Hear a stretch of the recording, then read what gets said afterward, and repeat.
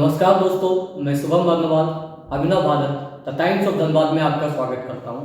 आज मैं निरसा के एक ऐसे व्यक्ति से मिलवाने वाला हूं जो कि समाज के दबे कुचले पिछड़ित जो समाज में जिन्हें कोई नहीं पूछता उन्हें भी उठाने का काम वो करते हैं। जी हाँ, मैं बात कर रहा हूँ निरसा के संसद प्रतिनिधि सती पासवान जी से। नमस्कार। नमस्कार।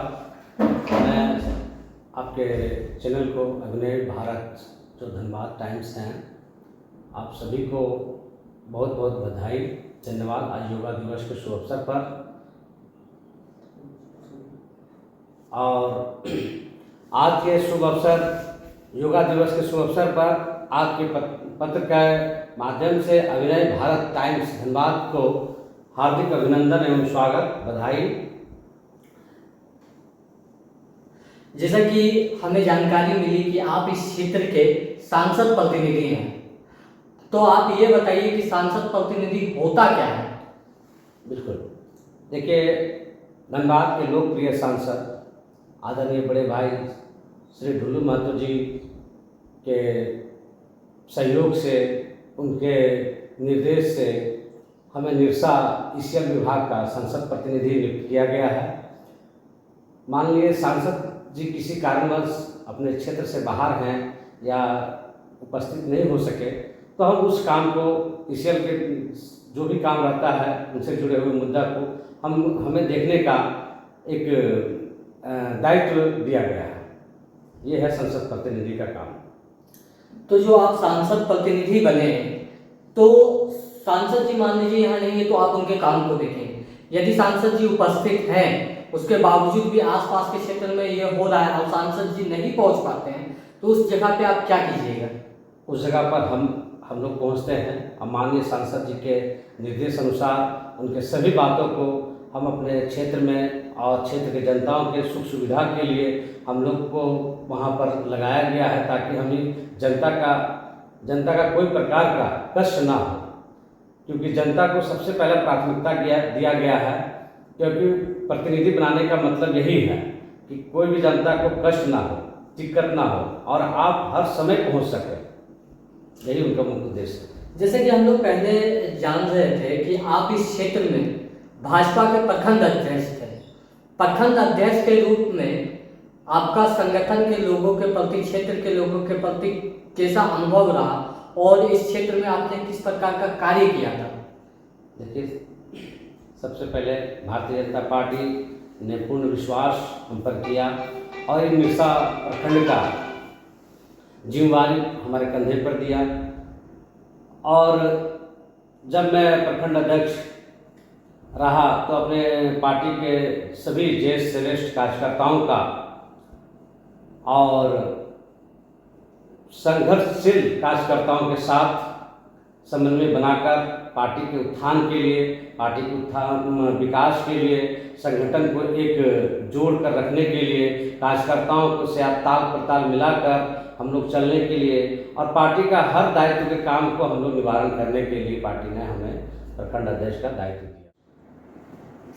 जब आप प्रखंड अध्यक्ष थे तब हम लोग देखते थे कि बहुत सारे लोग निरसा के आपके पास आते थे क्षेत्र की समस्याओं को लेके। जब आप सांसद प्रतिनिधि बने तो क्या लोगों की अपेक्षा और लोगों का जो डिमांड है क्या बढ़ा है? बिल्कुल।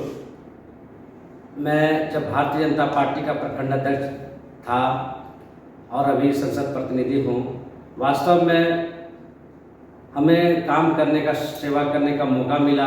हम जन सेवक के रूप में अपना काम करते हैं और 24 घंटा हम अपने जनता के बीच में रहते हैं, हम अपने कार्यकर्ताओं के बीच में रहते हैं और हमारी 24 घंटा हम सेवा देने के लिए उपलब्ध रहते हैं। निरसा से हम बहुत बायदवे ही कभी बाहर जाते हैं, ऐसे हम अपने जनता के बीच में रहते हैं। जैसे कि कार्यकर्ता बताते हैं, बहुत बार ऐसा होता है कि बड़े नेता उनसे नहीं मिलते। क्या आप अपने क्षेत्र के छोटे छोटे जो कार्यकर्ता हैं, जो पार्टी के वर्कर हैं, क्या आप उनके साथ कंधे से कंधे मिला के चलते हैं? बिल्कुल, हम कंधे से कंधे मिलाने के लिए उपेक्षित रहते हैं और जहाँ भी हमारा कार्यकर्ता हो, सबसे पहले पार्टी का सबसे बड़ा रीढ़ होता है पार्टी का कार्यकर्ता। और हमारी कार्यकर्ता जब हमसे मिलती है तो हम बहुत दिल से मिलते हैं, हृदय से मिलते हैं। इसलिए मिलते हैं ताकि वो हमारे लिए दिन रात एक सेना की तरह हमारे भारतीय जनता पार्टी के उत्थान के लिए 24 घंटा वो खड़ा रहता है। इसलिए जो भी समस्या उस क्षेत्र का रहता है वो हमारे पास पहुंचाते हैं और क्षेत्र का समस्या को हम लोग निदान करते हैं मिलजुल कर। इसमें सभी लोगों का सहयोग है, सभी ज्येष्ठ श्रेष्ठ नेताओं का भी आशीर्वाद है, सहयोग है। हमसे कोई काम नहीं हो पाया तो हम अपने वरीय अधिकारी या जिलाध्यक्ष, जिलाध्यक्ष, माननीय सांसद जी, विधायक जी, सभी से हम लोग अपना सहयोग लेकर उस समस्या को निदान करने का प्रयास करते हैं। वर्तमान समय में अभी भारतीय जनता पार्टी का निरसा विधानसभा में कुल कितने कार्यकर्ता होंगे? बिल्कुल, हमारे भारतीय जनता पार्टी में निरसा में हमको लगता है कि करीबन 5000 से ऊपर कार्यकर्ता हैं, एक्टिव कार्यकर्ता, जो अनेक क्षेत्रों से बिलोंग करते हैं और एक एक बूथ का कवर करते हैं, एक एक जन जन का सुख दुख के लिए तैयार रहते हैं। इसलिए एक्टिव कार्यकर्ता हमारा काफ़ी संख्या में हमारा निरसा में है। पूरे निरसा में जैसे कि बताया जाता है कि भारतीय जनता पार्टी एक ऐसी पार्टी है जिसके पास अपना पन्ना प्रमुख तक है, तो पन्ना प्रमुख लोग किस प्रकार काम करते हैं? बिल्कुल, देखिए एक विशेष हम लोग के एक अभियान है भारतीय जनता पार्टी में। पन्ना प्रमुख जो हमारा होता है वो एक पेज में जैसे 24 लोग रहते हैं, उसमें एक श्रेष्ठ होता है वो की वोटर, और की वोटर में वो पन्ना प्रमुख का दायित्व है ये पन्ना में जितने भी 24-30 आदमी हैं, जितने भी हैं, उस लोगों का देख रेख करना और उनके जो भी काम रहते हैं, जो भी मतलब बूथ लिस्ट में नाम जोड़ना, नाम कट गया है, क्यों कटा है, कैसे कटा है, ये सब सारे चीज़ का देख रेख करने के लिए पन्ना प्रमुख को बनाया गया है, जो अंततः बूथ तक लेवल तक का पन्ना प्रमुख का जिम्मेवारी रहता है। जैसे कि अभी आप देख रहे हैं कि झारखंड में SIR चल रहा है और अभी क्या पन्ना प्रमुख इसमें अहम भूमिका निभा पा रहे हैं? बिल्कुल, देखिए हम लोग के पार्टी के भारतीय जनता पार्टी के हम लोग के महान डॉक्टर श्यामाप्रसाद मुखर्जी जी, दीनदयाल उपाध्याय जी, जो पार्टी का स्थापना काल से हम लोग का पार्टी का मिशन रहा कि बूथ लेवल तक एक पन्ना प्रमुख तक का सभी का मतलब डाटा रखना, देख रेख करना, ये हम लोग का शुरू से ही स्थापना काल से ही हम लोग का ये पन्ना प्रमुख और बूथ लेवल तक का माने नियम चलता है और हम लोग उसी आधार पर चलते आ रहे हैं। आपके विधानसभा में निरसा में अभी तक कितने पन्ना प्रमुख होंगे वर्तमान समय में?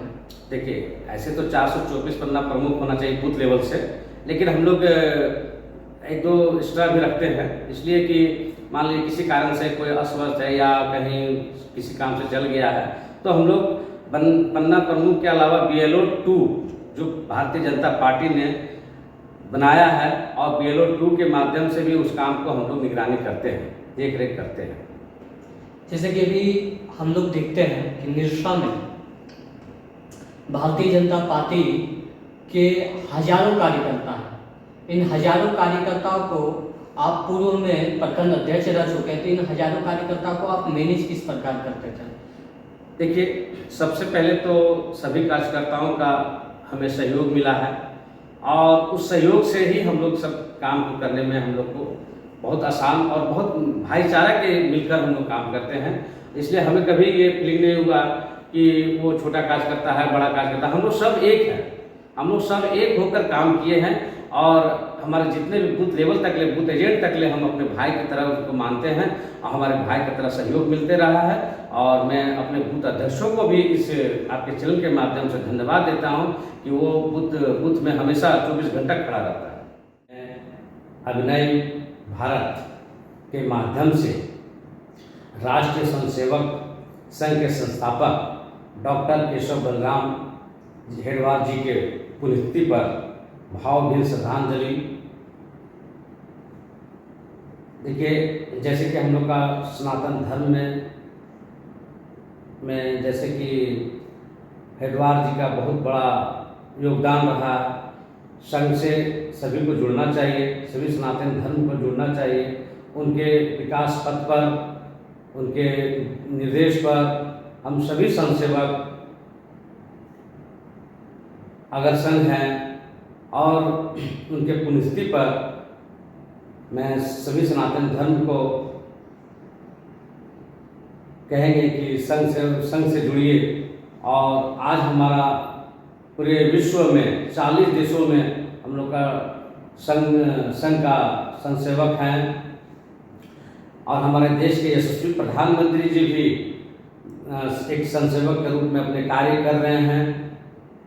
आप देख रहे हैं पिछले दिन आपका पश्चिम बंगाल में राष्ट्रीय संघ सेवक के ही प्रधान मुख्यमंत्री बने हैं, जो उसकी विचारधारा है, संघ सेवक विचारधारा है, और शुभेंदु अधिकारी जी, और ऐसे अनेकों उनके संघ सेवक हैं कि देख सकते हैं केंद्र में आपकी पार्टी की सरकार है और 12 साल जो भाजपा का जो चल रहा है, 12 साल से केंद्र में मोदी जी की जो सरकार चल रही है, आप निरसा क्षेत्र में उसका क्या क्या लाभ, निरसा में आप लोगों ने, आप जब मंडल अध्यक्ष थे, यहाँ पे आपके विधायक भी था, क्या क्या यहाँ निरसा में आपने लाया?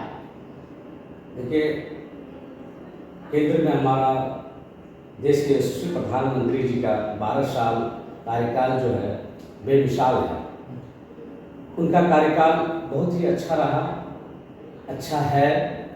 जनता के जनहित के मुद्दे के लिए हमेशा माननीय प्रधानमंत्री जी अपने सशक्त रहते हैं, और जैसे कि हमारा निरसा में आप देखते होंगे, निरसा ही नहीं पूरे देश में अनेकों जन कल्याणकारी योजनाएं चल रही है, जो अत्यंत दलित पिछड़ी सभी को लेकर चलने वाले प्रधानमंत्री जी हैं।